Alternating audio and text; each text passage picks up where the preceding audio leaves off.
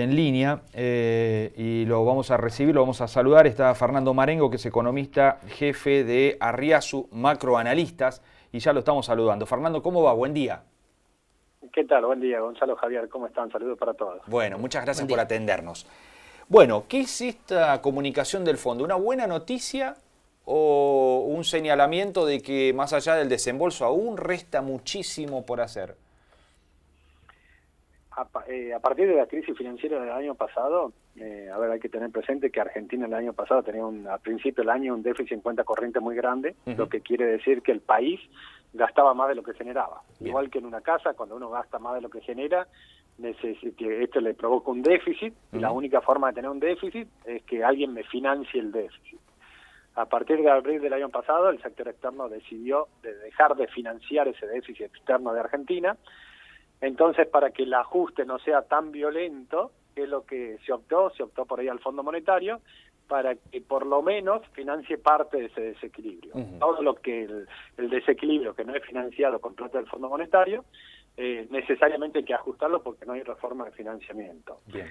En esta línea se firmó un acuerdo en junio del año pasado, en septiembre se hizo una revisión del acuerdo. El acuerdo lo que establece son metas trimestrales, y trimestralmente lo que hace es una misión del Fondo Monetario viene al país, y esa misión lo que hace es evaluar el cumplimiento de las metas que se implementaron, y en la medida que se van cumpliendo estas metas, se van aprobando desembolsos, que en definitiva lo que está buscando el país es, ante la falta de financiamiento en los mercados de capitales internacionales, Claro. lograr financiamiento del Fondo Monetario. Entonces, en esa línea, lo que ayer se anunció fue la aprobación de las metas dentro del acuerdo de stand-by, y que se liberaría un desembolso de más de 10.000 millones de dólares que entraría ahora en los próximos días al país, con lo cual, desde ese punto de vista, es una buena noticia.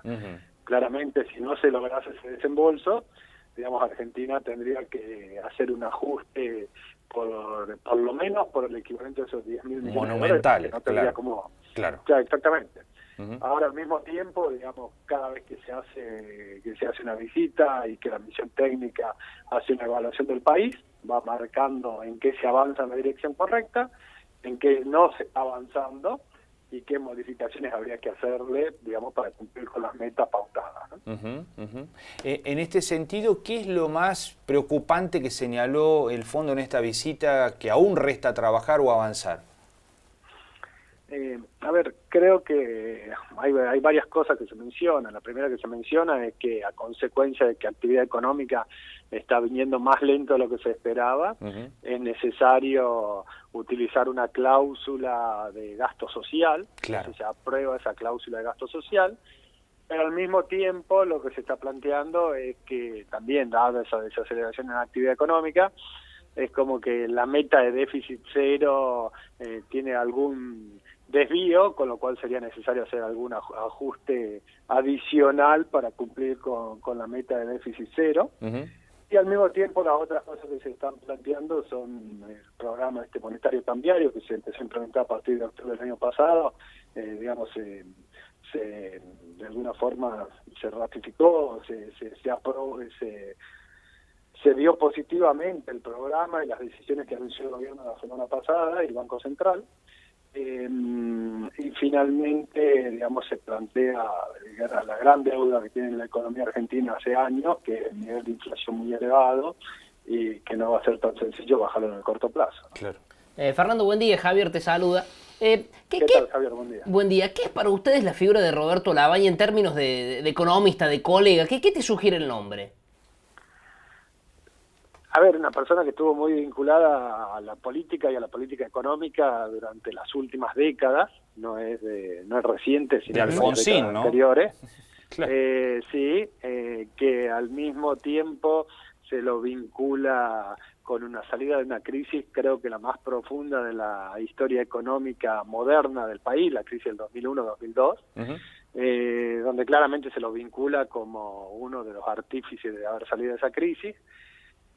Creo que hay que tener muy presente que la situación actual no es la misma situación del 2001-2002. En aquel momento, más allá de decisiones que se pudieran haber tomado de política económica, el país venía de una devaluación del tipo de cambio que había llegado de 1 a 4 el tipo de cambio, lo cual te hizo, entre comillas, mucho más competitivo, porque en términos de dólares Argentina se había vuelto un país muy barato. Al mismo tiempo venía de un default de deuda, donde el default de deuda funciona como una convocatoria de acreedores, donde más allá de todos los problemas legales e institucionales que me genera, en el primer momento me genera un flujo de caja positivo, porque dejo de pagar los servicios de la deuda, con lo cual me sobra plata. Y al mismo tiempo, por consecuencia de descoordinación de política monetaria internacional, enfrentamos un proceso de tasas de interés internacional muy baja y con un alza de precios de materias primas a niveles nunca visto antes, con lo cual, digamos, y todo esto en un contexto de una economía que tenía 25% de desempleo, otro 25% de subempleo, de gente que hubiese deseado trabajar más, pero no conseguía más trabajo, y con una capacidad ociosa en la industria de 30%, con lo cual en ese momento lo único que había que pensar en la economía era cómo expandir el consumo, ¿no? Creo que la situación actual es completamente distinta, básicamente porque las variables internacionales no son las mismas, las locales no son las mismas, y en realidad el problema actual de Argentina no es un problema de cómo expandimos consumo, sino un problema de cómo hacemos para crecer. De nuevo, algo que son materias pendientes en Argentina. Si uno tiene presente, es famoso en Argentina la década del 80 porque fue la década perdida, se llama, que fue que al cabo de esos 10 años el PBI cayó en promedio casi 1% por año todos los años. Bueno, estamos a 2 años, a 1 año, de cumplir una segunda década perdida en las últimas 4, ¿no? O sea que esto supera este gobierno, el gobierno anterior es algo de larga data, ¿no? Claro. Fernando, la última que te hago, uno cuando por ahí esto del desconocimiento lee algunos artículos y demás, ¿cómo se traduce al lenguaje de la calle, por ejemplo, esto de déficit primario cero? ¿Cómo se le explica al vecino, al hombre común, estas cuestiones que manda el fondo, que a lo mejor no tiene por qué entenderlas, pero cómo se le traducen algunos conceptos?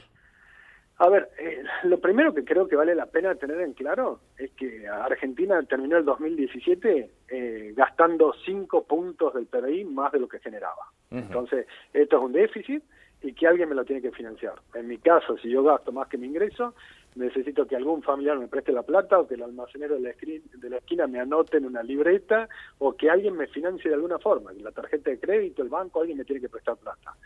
La noticia de Argentina, digamos, el problema de Argentina en abril del año pasado por una serie de factores externos y domésticos de política y de política económica, el que me financiaba me dejó de financiar. Entonces, si yo no tengo financiamiento, inmediatamente tengo que volver a vivir con mi nivel de ingreso. El Fondo Monetario es una decisión que toma el país, que es decir, que en vez de ajustar el déficit a cero, vamos a pedirle algo de plata al fondo para que el ajuste no sea tan violento. Pero creo que ahí hay algo que ocurrió en Argentina en los últimos, 40 años, donde el Fondo Monetario está planteado como que es el que me obliga a hacer el ajuste. Y en realidad el que me obliga a hacer el ajuste es el mercado del momento en que me dejó de financiar. A ver, yo trato de graficarlo a esto. Yo digo, el Fondo Monetario es como un bombero. El bombero llega a mi casa cuando yo tengo un incendio. Ahora, creo que políticamente se logró instaurar la imagen de que, qué casualidad, cada vez que llegan los bomberos se me incendia la casa, ¿no será culpa de los bomberos? Y creo que es justamente al revés, digamos, cada vez que yo tengo un incendio lo llamo al bombero, pero vendí la idea al revés. Ahora, dado que el mercado no nos quiere prestar, el mercado es el que nos está obligando a ajustar, y el Fondo Monetario lo que hace es, dentro de un programa, dice, yo estoy dispuesto a financiarte parte del desequilibrio, pero a cambio que haga, digamos, como yo te financio una parte, por la otra parte tenés que hacer un ajuste. ¿Cuál es la meta de déficit cero? Básicamente la meta de déficit cero es decir, el nivel de gasto del gobierno nacional va a ser igual a su recaudación, y el único desequilibrio que te dejo tener son los intereses de la tarjeta de crédito. O sea, todo lo que no sea intereses, bueno, el ingreso tiene que ser igual al gasto. Eso es lo que está planteando. Ahora, mucha gente plantea, bueno, esto es recesivo. Claramente que si uno lo piensa solamente en esa dimensión es recesivo, porque digamos lo que está haciendo el gobierno es recaudando y no gastando. Ahora, si el gobierno tratase de expandir el déficit, o sea, de gastar más que su ingreso, dado que no hay financiamiento externo, eso terminaría en mayor devaluación, mayor inflación y mayor recesión. Entonces, cuando uno muchas veces escucha esta idea de que basta de hablar de ajuste, lo que hay que hacer es expandir el consumo, creo que esa posición por lo menos o no lo tiene claro o no está siendo del todo veraz, en el sentido de que el problema que tiene la economía argentina es una falta de financiamiento externo, una restricción del financiamiento externo, ¿no? Bien. Fernando, la última breve. ¿Qué crees vos que está pasando con la inflación que sigue arrojando valores elevadísimos y ya hay proyecciones de que marzo estaría más cerca del 4 que de cualquier otro número? La inflación, si uno habla con el consenso de la economía, estamos todos de acuerdo que la inflación es un fenómeno monetario. ¿Qué quiere decir? Cuando se emiten más pesos de lo que la economía quiere, eso termina ajustando a través del precio, que es básicamente la inflación, entonces suben los precios. Ahora, de corto plazo, si uno tiene que pensar en la inflación del mes que viene, en realidad va a estar determinada la tasa de inflación del mes que viene por lo que pase con el tipo de cambio, lo que pase con las tarifas, lo que pase con salarios, lo que pase con márgenes empresariales, lo que pase con precios internacionales, con otro set de variables. Y si uno ve qué es lo que estuvo pasando con la inflación, a ver, desde que asumió este gobierno, en el primer momento tomó una decisión de levantar un cepo, lo cual me elevó el tipo de cambio. Decidió bajar retenciones, lo cual me incrementa los precios domésticos de los precios de los bienes que tenían retenciones. Decidió ajustar las tarifas, lo cual me sube los precios de los bienes que utilizan las tarifas como insumo. Decidió liberar el mercado de otros precios que estaban regulados. Entonces, todo esto al final del día es inflacionario en el sentido que me genera suba de precios, pero no una inflación monetaria. Y creo que recién la semana pasada el Banco Central reconoció de alguna forma esto, que no es una inflación monetaria, es una inflación consecuencia de una devaluación, de ajuste de tarifas, de ajuste de márgenes, de cambio de precios relativos, es otro tipo de inflación, con lo cual se lo ataca de otra forma. Ahora, al mismo tiempo, hay que tener presente que ese proceso inflacionario, lo otro que va generando son lo que se llama inercia inflacionaria, que si yo tengo que hacer un contrato hoy en peso a 6 meses, lo ajusto por lo que va a ser mi expectativa de inflación. Y cuando yo voy a hacer mi expectativa de inflación, generalmente los agentes económicos en Argentina toman dos variables, o se fijan cómo fue la inflación del último año, los últimos 6 meses, y dicen, bueno, va a ser más o menos lo mismo, o la otra, después de 70 años de estafa periódica a los tenedores de pesos, los argentinos tendemos a utilizar el dólar como unidad de medida. Entonces, muchas veces los agentes económicos dicen, a ver, yo hace un año ganaba en dólares más que hoy, ¿qué quiero hacer? Recomponer mi poder de compra en dólares.